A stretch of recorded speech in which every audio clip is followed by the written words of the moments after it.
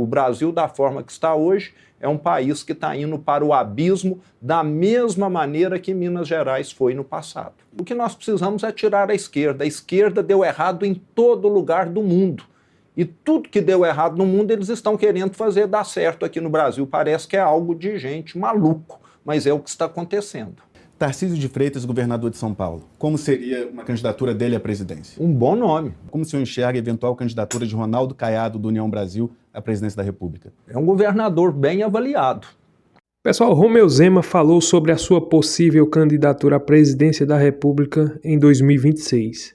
Falou como vai ser a sua ação com relação ao crime organizado.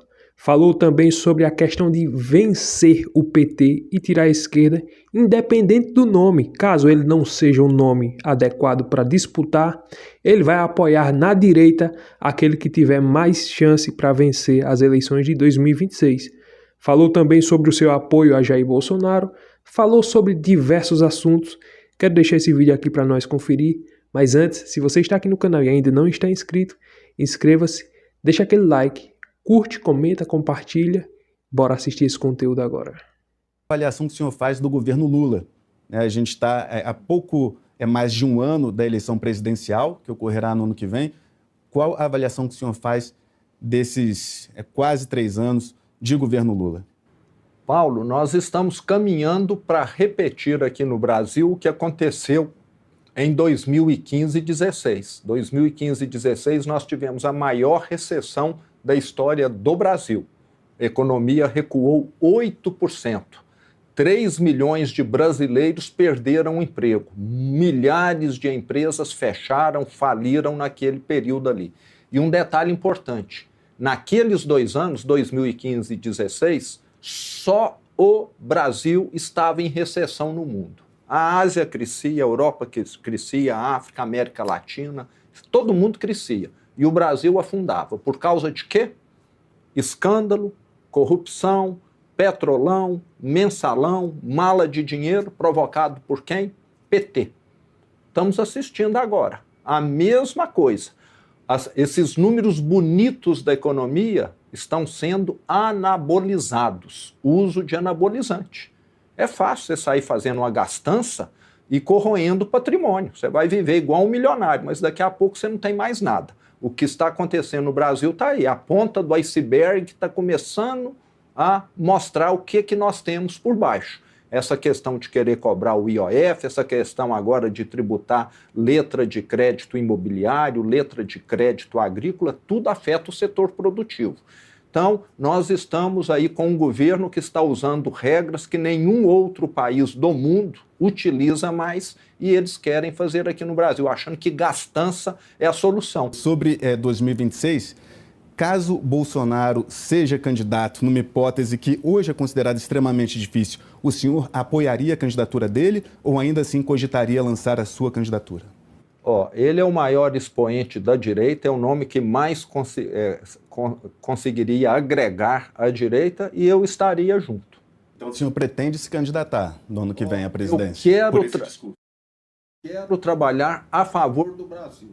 Não sei ainda como, mas quero trabalhar muito. O que nós precisamos é tirar a esquerda. A esquerda deu errado em todo lugar do mundo. E tudo que deu errado no mundo, eles estão querendo fazer dar certo aqui no Brasil. Parece que é algo de gente maluco, mas é o que está acontecendo. O que definirá uma candidatura ou não sua à presidência da República? Sou governador de Minas hoje por inconformismo com aquilo que o PT fez em Minas no passado. O PT literalmente arrasou Minas Gerais entre 2015 e 2018. Funcionários públicos deixaram de receber o seu salário em dia, 13º que não era quitado, 240 mil funcionários com nome inscrito indevidamente no SPC e Serasa, porque descontaram o empréstimo consignado e não pagaram os bancos. Sem pagamento a fornecedor, merenda escolar incomível, e aquilo comoveu o Estado. E mostramos que é possível fazer uma política diferente. Hoje, Minas Gerais é o estado mais transparente do Brasil e gestão boa rima com transparência. Se você esconde alguma coisa ou quer que fique em sigilo 5, 50 anos, é porque algo não está feito adequadamente. E nós avançamos muito nesses 6 anos e meio. E eu quero contribuir com o Brasil. O Brasil, da forma que está hoje, é um país que está indo para o abismo da mesma maneira que Minas Gerais foi no passado. O senhor apoiaria o impeachment de ministros do STF, também como defende Bolsonaro? É um caso a ser analisado pelo Senado. Eu vejo que em qualquer lugar pode haver excessos. Aonde tem ser humano, Paulo, tem erros. Nós temos engenheiros excelentes, que são a grande maioria, e ruins. Médicos, a mesma coisa. Agora parece que aqui no Brasil a lei passou a considerar que quem é magistrado é perfeito. E não é.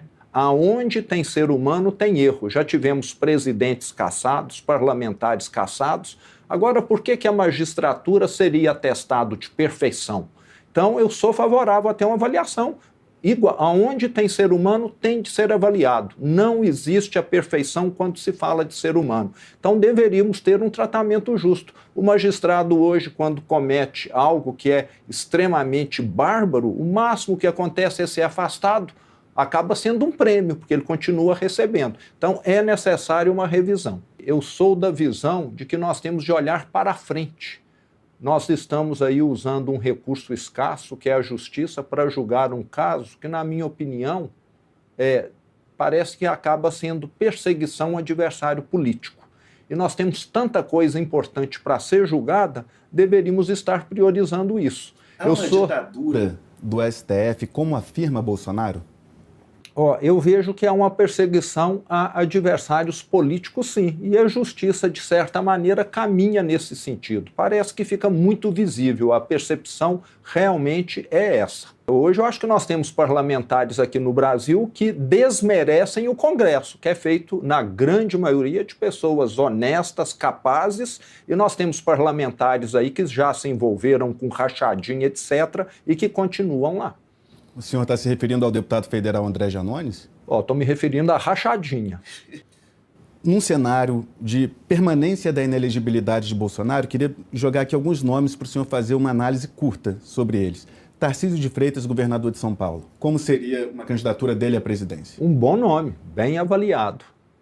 Eduardo Bolsonaro, deputado federal licenciado, que luta por sanções amorais nos Estados Unidos. Acho um nome menos provável, até por não ter esse histórico no executivo. Michele Bolsonaro, ex-primeira-dama. Idem também. Menos provável. Menos provável. Ao responder uma pergunta semelhante a essas que eu fiz ontem, o ex-governador do Ceará, Ciro Gomes, ao avaliar o nome do governador Romeu Zema, avaliou como desastrosa a sua gestão em Minas Gerais. Por que o senhor acredita que Ciro Gomes fez essas críticas ao senhor? Como o senhor vê essas críticas de Ciro Gomes?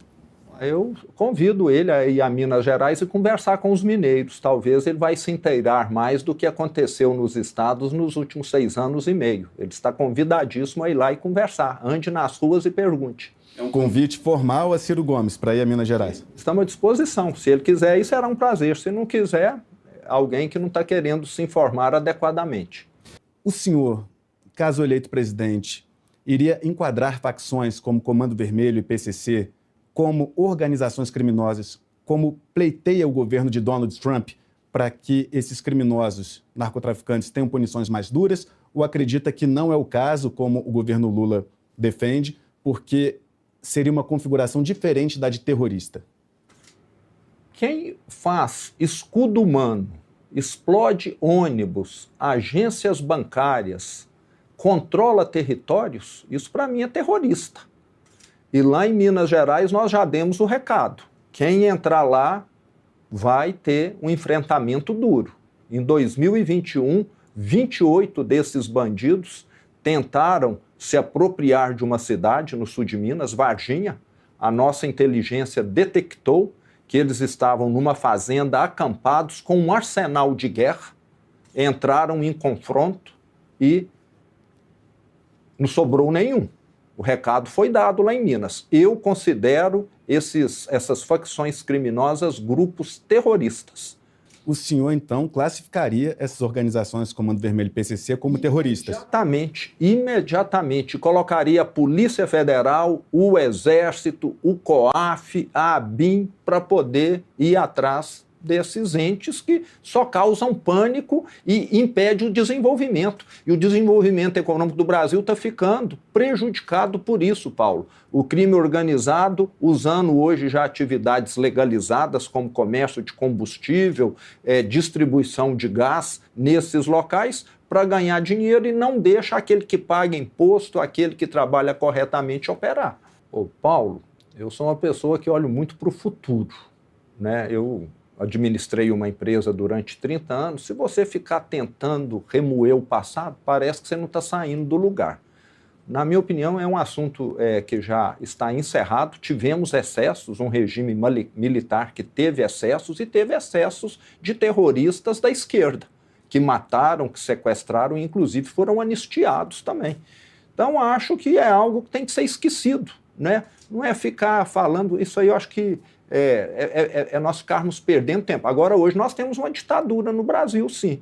A ditadura do crime organizado. 23 milhões de pessoas hoje, de brasileiros, vivem em territórios controlados pelo crime organizado, que tem tribunal do crime para julgar as pessoas, que faz extorsões, e temos um poder público, um governo federal que nada faz disso. Então está surgindo um Estado paralelo aqui no Brasil, cada vez mais forte, mais empoderado.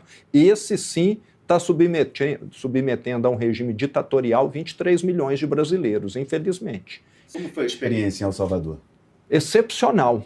Eu vi lá de uma senhora com quem eu conversei, ela me disse, eu tive 2 tragédias na minha vida e não sei qual que foi pior. Uma foi perder meu filho, que foi assassinado pelas facções criminosas aqui, que ele não concordou com o que eles queriam fazer. E a outra tragédia foi ver o assassino do meu filho continuar me extorquindo meus familiares aqui durante anos, até que esse atual presidente decretou essas organizações como terroristas e prendeu todo mundo. Ela falou, hoje eu voltei a viver. Nós tivemos aqui mais de 10 anos de terror com o crime dominando, extorquindo. Eles chegam na sua casa e falam, saia daqui em 48 horas. Se você não sair, você está morto. Chega para um comerciante, você tem de me pagar $500 por mês. Caso você não pague, seu negócio deixa de existir, você idem também. Então você vive sempre sobre o domínio do medo. E o brasileiro está cansado dessa violência. É cada vez mais comum agora com as redes sociais, você vê, né, o sujeito chegando de capacete, dá um tiro por causa de um celular, pega o celular e ainda mata depois. O brasileiro está farto disso, com medo, recluso em casa, e temos um governo federal que nada faz, não consegue nem vigiar as fronteiras adequadamente por onde chega droga que rende para o crime organizado e armas que acabam dando munição para eles também. Então, o Brasil precisa adotar. Nós estamos falando com pessoas que matam de qualquer maneira, é terrorista mesmo. E nós estamos aqui preocupados demais. E as vítimas? Quem que é o campeão mundial de homicídios? Brasil. 45 mil homicídios por ano. Não tem nenhuma guerra no mundo hoje que mata tanto quanto o crime organizado no Brasil. E parece que nós acostumamos com isso. Se nós fizéssemos o mesmo que El Salvador fez, nós pouparíamos aqui mais de 40 mil vidas por ano. Se o Brasil tivesse uma taxa igual a de Minas Gerais, mais de 20 mil vidas seriam poupadas. Então o caminho existe. Está aí o caso de El Salvador. O senhor pretende, caso eleito presidente, construir algum presídio ou fazer uma unidade prisional para abrigar apenas pessoas ligadas ao narcotráfico? Acho que eles mereceriam um tratamento especial, de preferência no meio da selva amazônica, onde a fuga seria quase que impossível, com uma pista de pouso e decolagem só para aviões oficiais que estivessem levando ou buscando esses terroristas aí. Então nós precisamos de medida dura. Essa é uma proposta que o senhor avaliaria uma vez na presidência? Sim. Avaliaria assim, pena que o Brasil não tem uma ilha distante no meio do mar, senão seria lá também. Um local aonde a fuga seria impossível, aonde o contato via celular seria impossível também. Como o senhor enxerga o dilema, por exemplo, da operação policial que matou quase 30 criminosos em Minas Gerais, como o senhor disse, foi em Varginha, correto? Exato.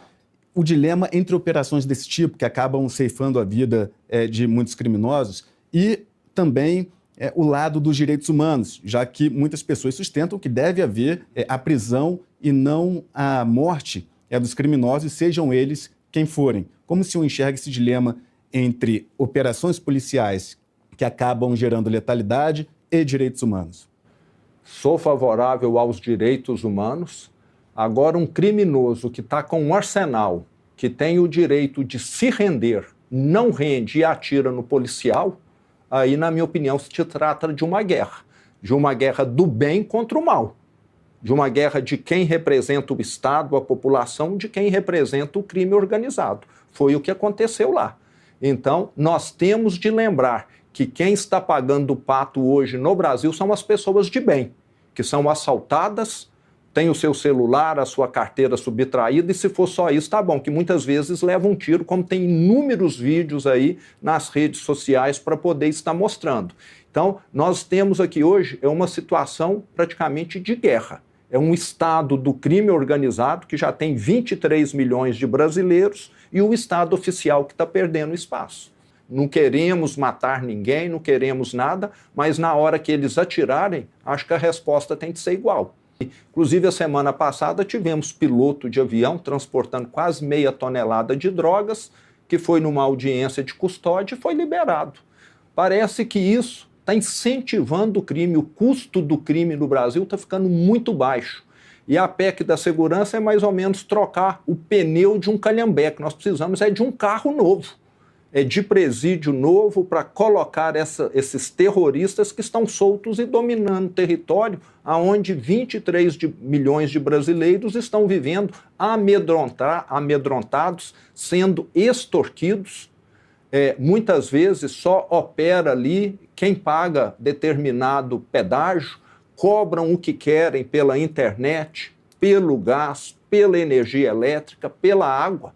Então, 23 milhões de brasileiros hoje estão literalmente abandonados pelo Estado brasileiro. E se você tem um Estado paralelo, que usa bazuca, que usa armas de guerra, não é levando buquê de flores, conversando, que você vai demovê-los disso, não. Semana passada, o Caiado esteve na Câmara dos Deputados para discutir o tema. Como o senhor enxerga a eventual candidatura de Ronaldo Caiado, do União Brasil, à presidência da República? É um governador bem avaliado. Legítimo que cogite... Sim. Democracia é isso. E acho que quanto mais nomes houver, é igual um cardápio no restaurante. Mais opções para quem quer escolher.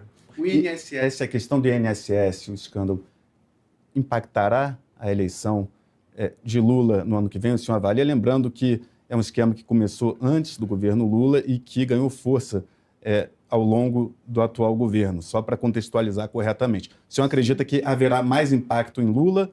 Com toda certeza. E lembrando que foi a esquerda que impediu que houvesse mudança nesse esquema do INSS lá atrás. Tentou se mudar e não se conseguiu avançar, muitas vezes porque é gente da esquerda se beneficiando desse esquema, que é uma barbaridade, né? Você assaltar o velhinho que trabalhou a vida toda e que hoje está recebendo aposentadoria, que muitas vezes é um salário mínimo, e você ainda vai lá e tira R$50, R$80. É algo assim, né, que causa uma indignação gigantesca.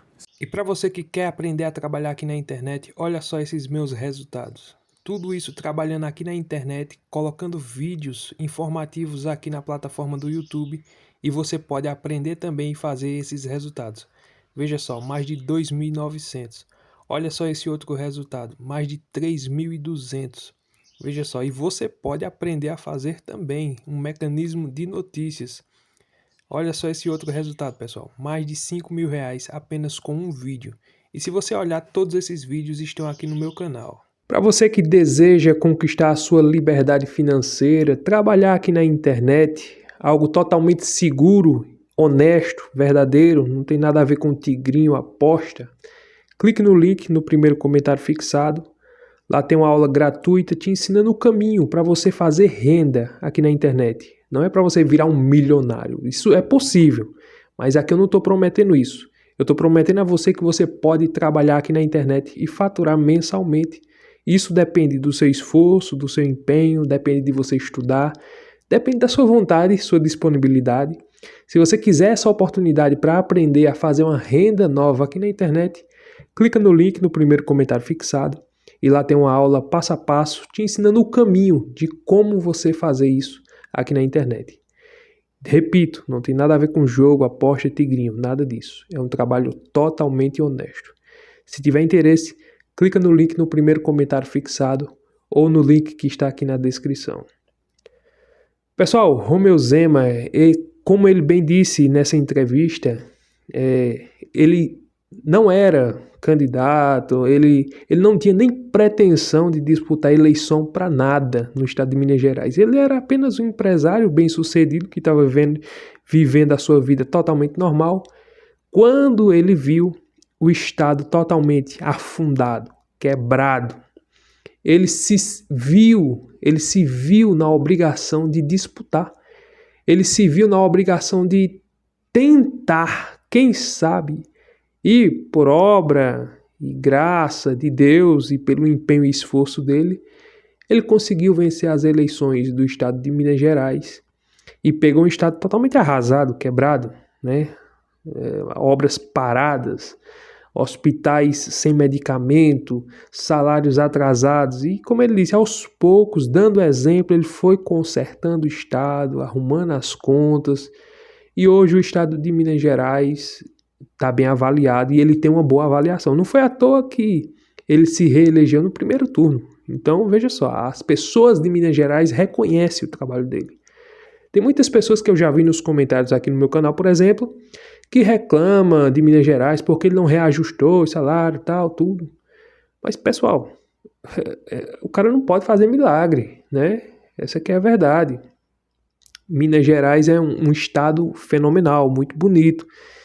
E já pensou agora em 2026 entregar de novo um estado desse nas mãos do PT? Eu já vi o Pimentel, já vi o Calil, sabe? Eles já estão rondando ali. Já vi o senador, o ex-presidente do Senado já também rondando ali. Rodrigo Pacheco já querendo, sabe, disputar a eleição. O Rodrigo Pacheco, pelo amor de Deus, o cara é esquerda. O cara vai ter o apoio do PT, isso aí nós já sabemos já. Eu acho que esse cara não merece ganhar nem para vereador mais. Foi um covarde no Senado como presidente, não quis pautar impeachment. E o povo não é bobo, o povo não é besta. Então eu acho que a melhor opção, tem o Cleitinho aí, o Cleitinho vai disputar essas eleições para governo do estado de Minas, pelo jeito. É um bom candidato, né? Mas tem o vice também do Romeu Zema, que vai disputar para dar continuidade ao trabalho que Zema efetuou no estado de Minas Gerais. E é um bom candidato a presidente também. Não pode descartar, não. Existe Caiado aí, Bolsonaro, infelizmente, com essa perseguição, agora com a tornozeleira. Então, não é novidade para ninguém que ele não vai disputar, né? O nome dele aqui tá, né? E tem todo o direito, mas, infelizmente, pelo jeito que nós estamos vendo, ele não vai disputar. E se você gostou desse vídeo, deixa aquele like, curte, comenta, compartilha, inscreva-se no canal e até o próximo vídeo, se Deus permitir.